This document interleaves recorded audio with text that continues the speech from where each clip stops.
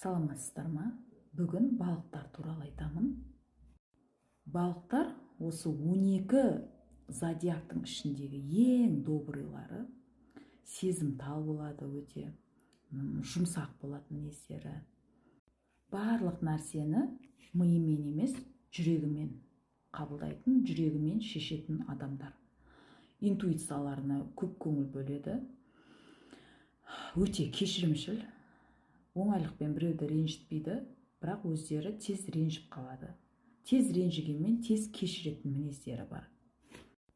Балықтар өте наивный болады. Сосын жақсы көрген адамдарын всегда өзінің миында, жүрегінде оправдать етіп алып отырады. Нашар адам болса да, жақсы көрген адам нашар болса да, жоқ ол ондай емес, ол жақсы адам деген сияқты бір розовый очки тағып жүре беруге дайын. Всегда екінші орында жүре береді бұлар. Доминировать еткенді жақсы көрмейді. Агрессивный, шумный орталардан қашады. Желательно олармен араласпай, алыс жүрген жақсы көреді. Көтеріліп баратқан адам көрсе, үндемей қоя салатын мінездері бар. Өте позитивный адамдар, любой ортаға тез адаптироваться етіп кетеді.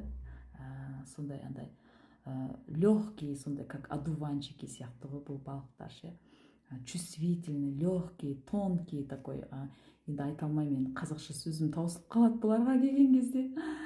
Сондай тез сенгіш сөздерге бұларды алдап кету оңай, енді балықтарды, бірақ енді оңай екен деп алдап кетіп жүрмеңіздер тағы балықтарды.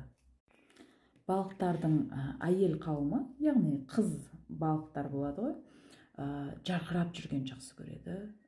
Бұлар шопинг жасағанда стресс снимать етеді. Шопингті жақсы көреді. Именно әйел балықтар. Ал еркек балықтар мінезі ашық, жүрегі ашық, открытый, сөйлеп қалған қыздарды жақсы көреді. Балықтардың интуициясы қатты дамыған, сондықтан көбінесе интуициясына көп көңіл бөліп жүреді.